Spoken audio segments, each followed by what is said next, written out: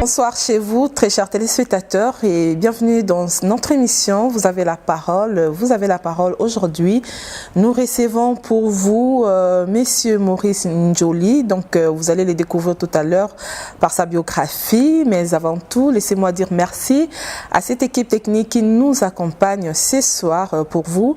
Je dis merci comme ça à David Likanga qui est là derrière les caméras. Je dis merci à Luther Lipota, donc à toute la grande famille des EVTV. Merci à vous, merci à mon DG, M. Semben Ngouma, et merci également à vous de rester fidèles à nos antennes. Donc voilà, pour aller un peu plus vite, nous allons rentrer du côté de la régie, prendre la biographie de mon invité et nous nous retrouvons sans doute après pour continuer cette émission. Vous avez la parole.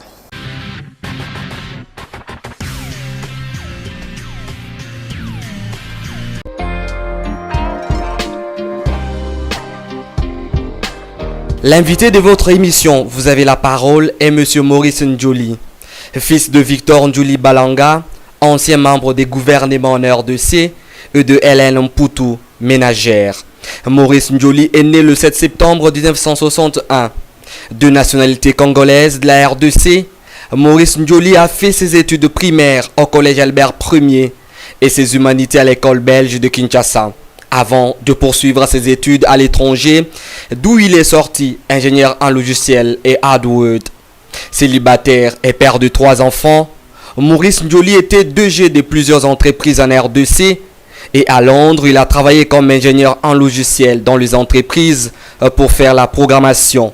Soucieux du bien-être de ses compatriotes, Maurice Njoli s'est lancé actuellement dans l'entrepreneuriat. Il bosse la formation d'affaires en RDC dans le but de créer de l'emploi. Il est pratiquant du sport, particulièrement la boxe et le taekwondo, pour l'équilibre de l'esprit. Maurice Njoli est bien notre invité dans votre émission. Vous avez la parole.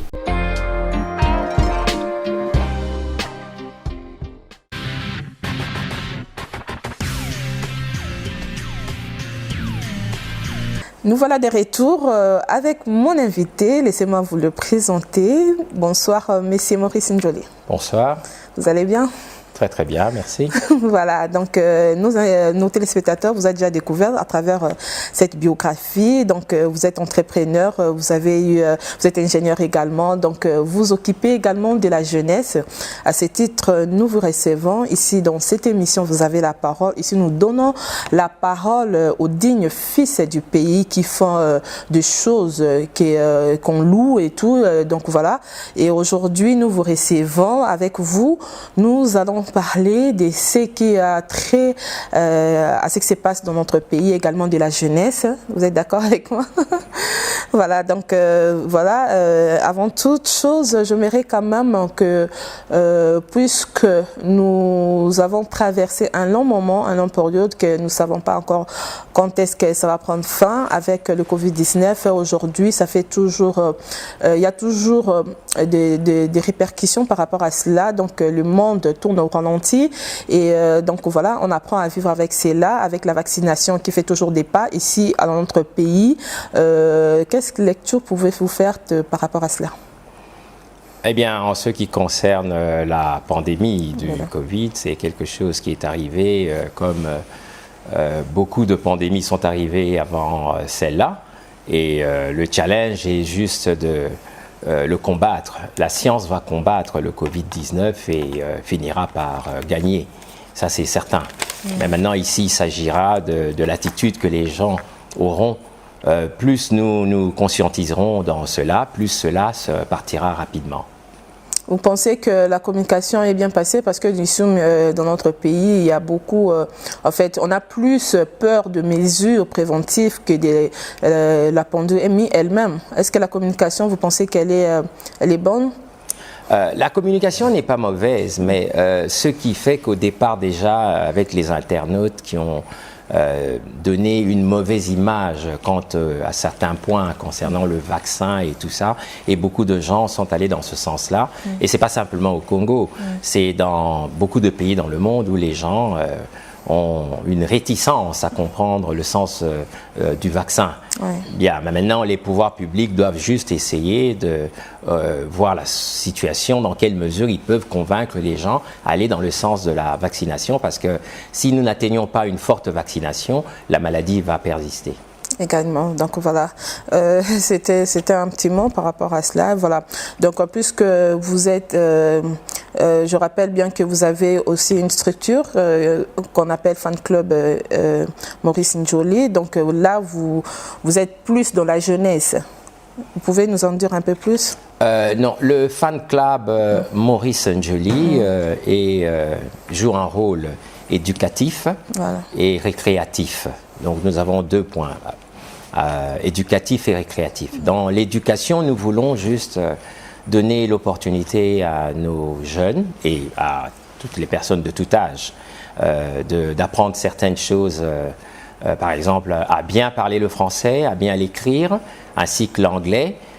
Ça pourrait aller aussi dans les cours de maths, comment rédiger très bien son CV, comment se tenir lorsqu'on est devant l'interview, comment faire son CV comme je l'ai dit, et bien d'autres choses que la partie éducationnelle va mettre au point ici, pour que les jeunes de Kinshasa puissent profiter de cela. Alors côté récréatif, ils auront droit à beaucoup de choses dans cette organisation que j'aurai à expliquer beaucoup plus tard si vous le voulez bien. Bien sûr.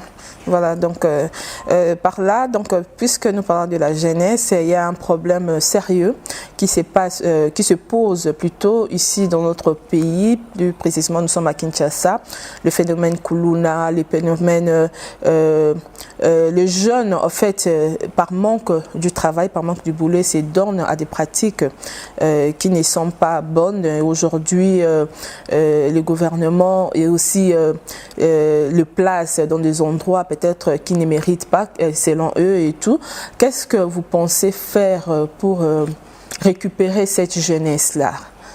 Je rappelle également, il y a un phénomène qui fait débat actuellement aujourd'hui, le phénomène bombé, les drogues que les jeunes consomment aujourd'hui. Par rapport à cela, vous, en tant que le président de la jeunesse, hein, donc vous représentez la jeunesse et tout.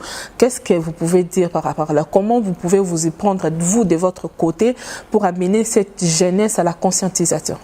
Non, je ne représente pas la jeunesse. Moi, je suis là pour aider la jeunesse, justement. Ouais. Non, je vais juste ouvrir une parenthèse que je vais fermer très rapidement. Le taux de chômage chez nous est à plus de 95%. Et c'est normal. Et lorsqu'on est à ce niveau de taux de chômage, donc les jeunes qui ont plein d'énergie, n'ont rien à faire et se donnent à différentes activités, malheureusement, c'est ça les Kuluna. On ne naît pas Kuluna, on devient Kuluna parce que la société est difficile et ainsi de suite, on n'a pas d'emploi et c'est la raison pour laquelle. Et nous, donc, dans le Fan Club Maurice Njoli, donc, nous voulons donner opportunité à ces jeunes qui sont des Kuluna pour certains, par exemple, d'apprendre beaucoup de choses ici et ainsi de pouvoir, si vous voulez, réintégrer la société, n'est-ce pas? Alors, c'est pas simplement, on s'arrête pas simplement à ça parce que nous sommes nous travaillons de l'autre côté avec des possibilités de création d'emplois. Donc, ces jeunes que nous éduquons dans un sens vont trouver emploi de l'autre côté, parce que c'est ça le fait. Il faudrait que quelqu'un, un être humain, puisse avoir un emploi, travailler et subvenir à ses besoins. Voilà de quoi il s'agit. Alors, en ce qui concerne la drogue, comme vous avez dit, c'est également cela. Chez nous, il y aura des solutions pour désintéresser les jeunes à cela. C'est parce qu'ils se sentent un peu abandonnés, mais je pense que si on les intéresse à autre chose, dans les sports par exemple et d'autres activités, ils pourront abandonner cela. J'ai vu ce qui s'est passé pour les Kuluna qu'on a ramenés de l'autre côté, je crois, au Katanga. J'ai vu l'interview de certains, et bien parmi eux, beaucoup se sont mis du côté positif des choses, et voilà, c'est très bien. Voilà. Donc, et le temps que déplacer, de leur changer les visions et tout, quelles mesures préventives on peut prendre, hein, selon vous, pour essayer de stopper cette situation?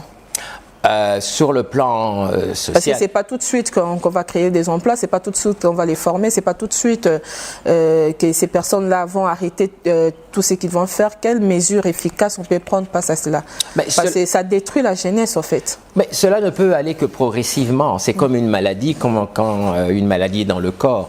On ne soigne pas ça d'un coup, c'est-à-dire on prend des médicaments et progressivement la maladie va s'estomper. Eh bien, c'est la même chose ici. Il y a des techniciens qui vont nous donner un chemin à suivre pour attirer d'abord les jeunes, leur donner cette confiance de pouvoir, de croire en eux-mêmes d'abord, hein, c'est ça l'inspiration. Et lorsque ils auront une éducation maintenant, qu'ils vont suivre, et entre-temps, de l'autre côté en parallèle, on leur prépare le couloir de l'emploi.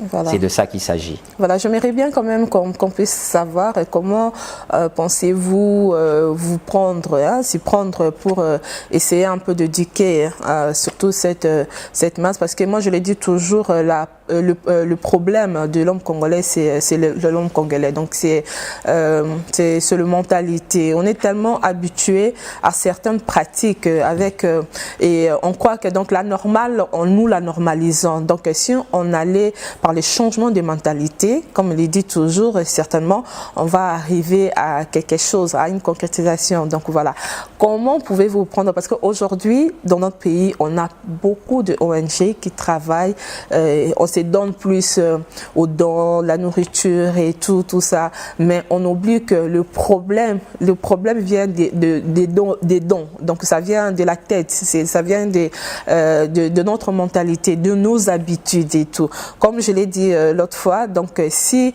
les ONG font du travail à curer les caniveaux et qu'on n'instruit pas les Congolais à ne pas les jeter les déchets dans les caniveaux, on va continuer à curer, donc ça va continuer ainsi. Quel travail, comment vous pensez vous prendre pour éduquer réellement cette jeunesse, pour que les valeurs que vous allez les transmettre puissent inculquer? Comment vous pouvez vous y prendre? Donc là, j'entre déjà dans l'organisation des fan clubs de Maurice Njoli. Bien, c'est comme je l'ai dit, c'est l'éducation. D'abord, ils vont devenir membres du club parce que c'est leur club. Le fan club Maurice Njoli est leur club.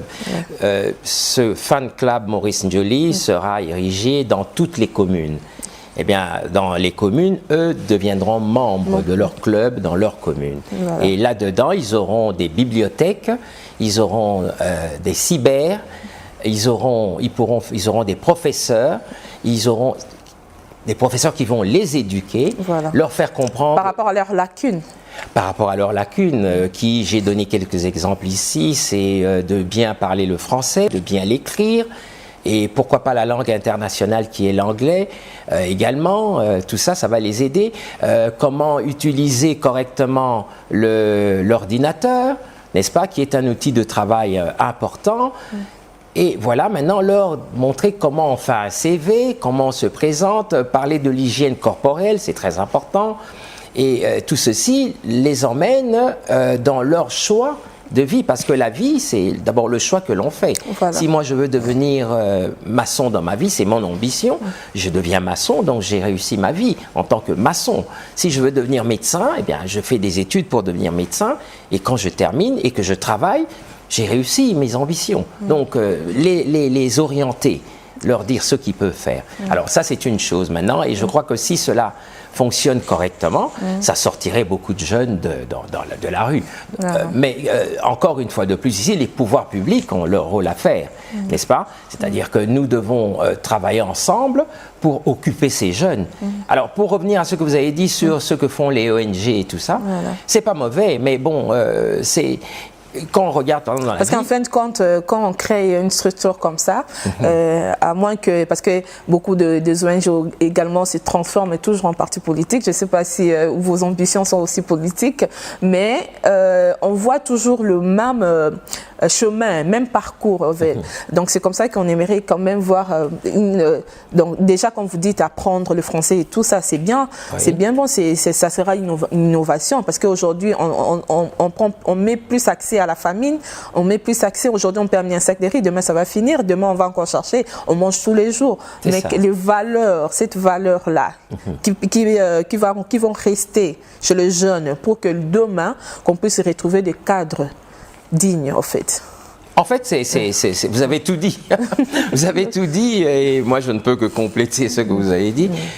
Nous voulons on veut en fait se rassurer que votre démarche, elle est... elle est apolitique, tout d'abord, parce que ça n'a strictement rien à voir avec la politique. Cette démarche-là, c'est juste redonner confiance aux jeunes, et, leur apprendre à se responsabiliser. Et voilà, la RDC, c'est leur pays, c'est eux qui doivent...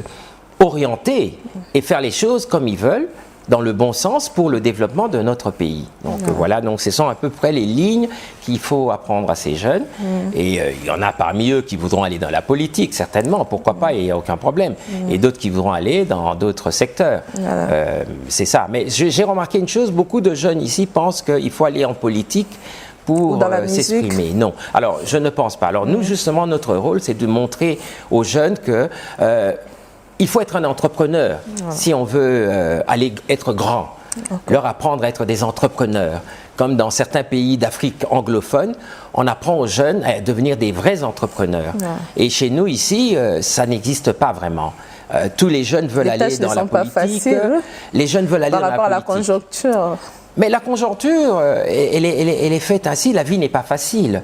La vie est un combat quotidien et il faudrait absolument prendre le challenge tous les jours. Mais je ne veux pas me dire, parce que je veux devenir député. Parce que quand on est député, on a des facilités et tout ça. Non, moi je conseille aux jeunes qui ont des capacités de devenir des entrepreneurs. Exactement. Alors lorsqu'ils deviennent des entrepreneurs, puisque notre pays a besoin de beaucoup de choses, eh bien c'est eux qui vont créer cet entrepreneuriat. Et ça va créer de l'emploi. Exactement. Et c'est ça le but en fait. Ne pas simplement voir les choses du côté politique, voir les choses du côté également de développement dans les affaires. Parce que on veut, si quelqu'un veut devenir riche, c'est pas dans la politique qu'il va devenir riche. Exactement. Mais s'il est un entrepreneur et qu'il travaille bien dans son entreprise, il va devenir riche. C'est ce qu'on veut montrer aux gens. On ne devient pas riche en étant un homme politique. On devient riche en étant un entrepreneur. Exactement. Voilà. Vous pensez que vous allez pouvoir arriver dans cette lourde tâche? Eh bien, c'est un challenge. Et un challenge, on ne sait pas si on va y arriver. Moi, je ne vois rien qui puisse nous empêcher d'y arriver. Nous avons parlé avec beaucoup de gens ici. Et tout le monde est satisfait. C'est éducatif. Et moi, je crois que personne ne s'oppose à l'éducation. Nos parents ont eu une bonne instruction à l'époque. Ils parlaient très bien le français parce qu'ils étaient bien éduqués dans ce sens-là. Ils écrivaient bien, mais on se rend compte qu'aujourd'hui, les jeunes ont du mal à bien parler et à bien écrire. Et à bien écrire. Donc, c'est quelque chose que l'on peut corriger. C'est très possible. Et voilà, donc, il n'y a aucun mal à éduquer. Donc, je vous ai posé une question, vous ne m'avez pas répondu tout à l'heure. Vous avez des ambitions politiques?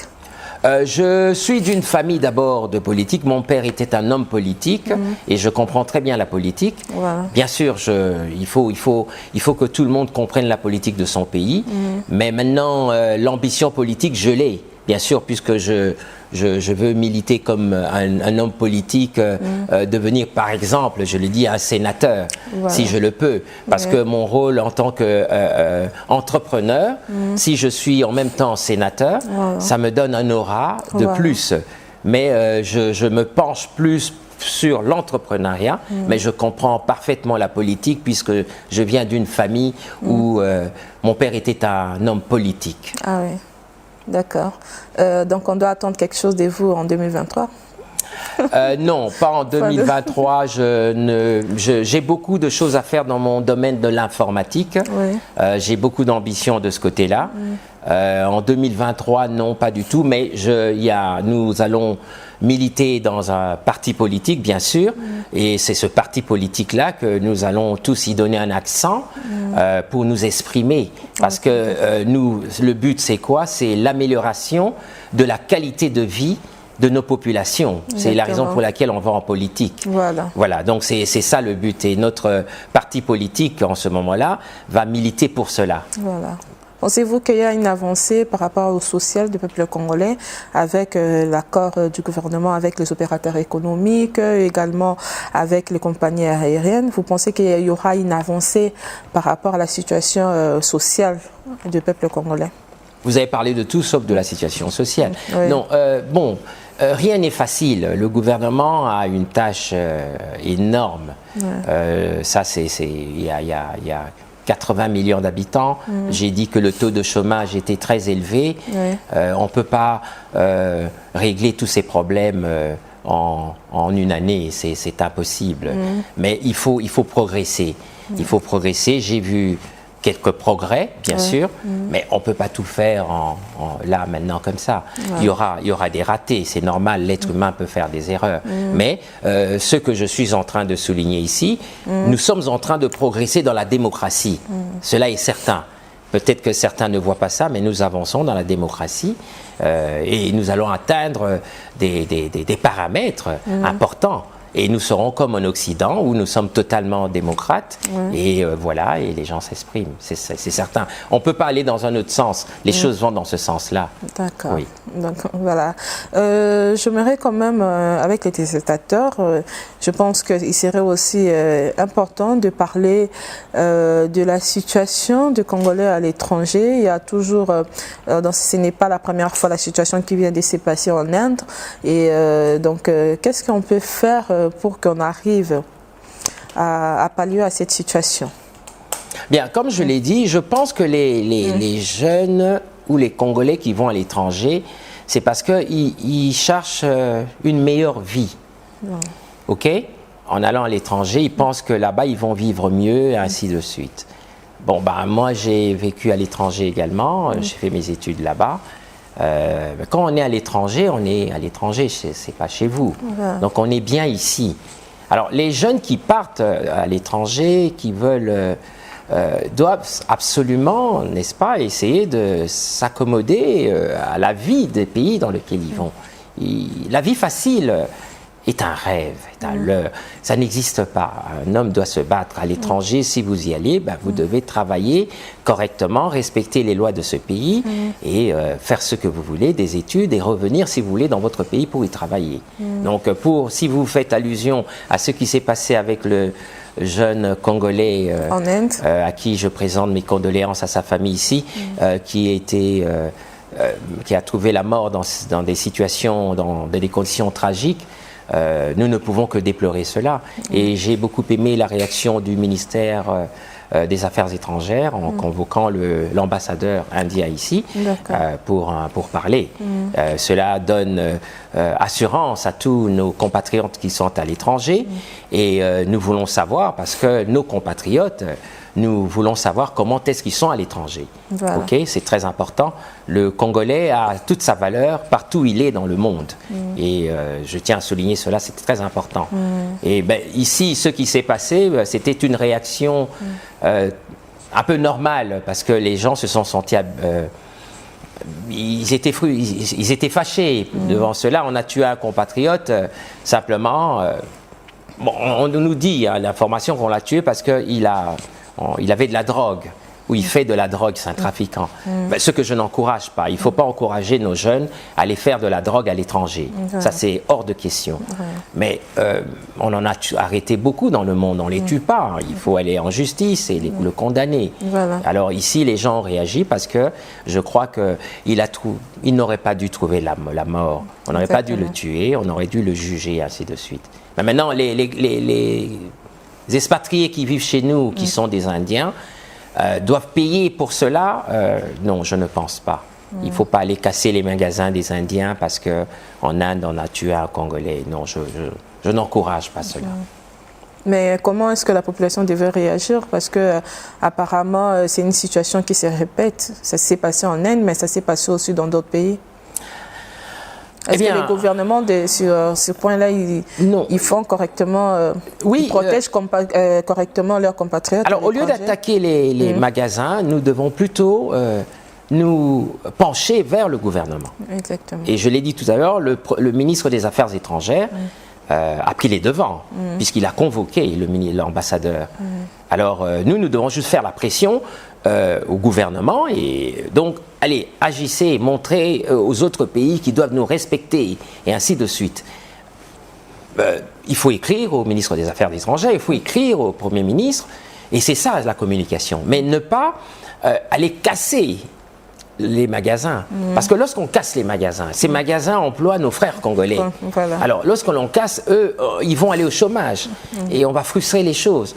C'est pas une bonne chose. Voilà, ce n'est pas une bonne chose. Donc voilà, c'était par rapport à la situation du Congolais la situation qui s'est passée en Inde. Voilà, donc c'était l'avis de M. Maurice Njoli. Nous allons pas quand même continuer sans pour autant parler des questions de l'heure. Aujourd'hui, notre pays tend vers les élections 2023, mais il y a des soucis qui se posent par rapport à la CENI, le président de commission électorale, votre avis par rapport aux désignations du candidat? À ce stade-ci, moi, j'observe les choses puisque c'est comme si vous dites, on est en train de faire la cuisine et le plat, la casserole est encore en train de bouillir. Donc c'est normal, il y a les enjeux politiques, il faudrait voir les enjeux, prendre les enjeux politiques de tout le monde. Et mon souhait, c'est que nous puissions arriver, n'est-ce pas, à une bonne solution. Ok, et nous y arriverons. Nous y arriverons parce que ici, c'est plusieurs intelligences ensemble pour trouver une solution. Car notre but à nous, c'est d'avoir des élections, n'est-ce pas, transparentes, en fin de compte. Parce qu'il faut que tout le monde soit satisfait. Et si tout le monde est satisfait, eh bien voilà, il n'y aura pas de personnes qui vont réclamer quoi que ce soit. Et je crois il faut que nous aussi on arrive à organiser nos élections comme cela se fait dans d'autres pays comme le Ghana et tout ça, sans problème. Et on peut y arriver. Voilà, donc moi, à mon avis, j'observe encore. Il y a quelques points qui sont, si vous voulez, qui doivent être réglés. C'est des points importants, mais ils finiront par les régler et nous allons rentrer dans l'harmonie de ce que nous voulons faire. Et je pense, et je le souhaite, qu'on ait vraiment des élections transparentes. Voilà. Et c'est à l'avantage de tout le monde. Voilà, c'est à l'avantage de tout le monde. Donc voilà, nous sommes déjà en train d'arriver lentement mais sûrement à la fin de cette émission. Mais j'aimerais quand même parler également de l'état des sièges. Aujourd'hui, c'est une situation qui date des années où nos compatriotes qui vivent à l'est de notre pays, on souffre aujourd'hui avec tous les problèmes de guerre qui se passent à l'est, l'état des sièges, il y a eu toujours des morts, il y a eu toujours des affrontements. Qu'est-ce que vous pouvez, comment vous avez trouvé peut-être cette organisation de l'état des sièges pour éradiquer ces problèmes qui se passent à l'est? Pensez-vous qu'il y a eu des avancées ou bien c'était important que ça puisse avoir,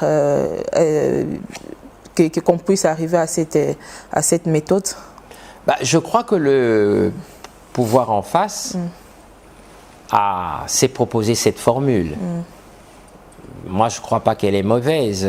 Il faut juste bien l'organiser. Quand c'est bien fait, ça peut donner une solution. Alors, de quoi s'agit-il? Il s'agit simplement, n'est-ce pas, de trouver la solution qui va nous permettre de sécuriser nos populations. Alors, cette formule-là, elle est donnée. Eh bien, nous observons pour voir si cela va nous donner une réponse escomptée. Et voilà, donc c'est un fait. Mais maintenant, je ne vois... Non, ce n'est pas négatif, c'est positif. Et dans l'espoir que cela fonctionne bien. Mais il faudrait ici limiter ça dans le temps. Parce que ce n'est pas de cette façon on ne peut pas gérer un pays dans un état de siège pendant 10 ans. Non, ce n'est pas ça la solution. Voilà. La solution, c'est de faire l'état de siège et à un moment donné, retirer cela, remettre le pouvoir aux civils qui auront eu instruction maintenant de bien faire les choses. Mais le problème, c'est notre pays est immense. Nous avons 9 pays voisins et nous sommes un pays riche. Donc nous devons nous protéger. Si vous avez une maison, qui est une belle maison, et vous ne la clôturez pas, et les gens passent et voient une belle maison qui n'est pas clôturée, il y a plein de trucs dedans, mais tout le monde serait tenté de rentrer chez vous et faire ce qu'il veut. Mais si vous clôturez la maison et que vous la sécurisez, personne ne pourra rentrer. Exactement. Donc nous devons absolument donc renforcer la sécurité de nos frontières, n'est-ce pas, comme dans tous les pays développés. Nous devons faire cela et cela va nous... si cela est bien fait, vous verrez qu'il y aurait de moins en moins de problèmes sur le plan interne. On ne rentrera plus chez nous comme on veut parce que nous aurons sécurisé nos frontières. Voilà de quoi il s'agit.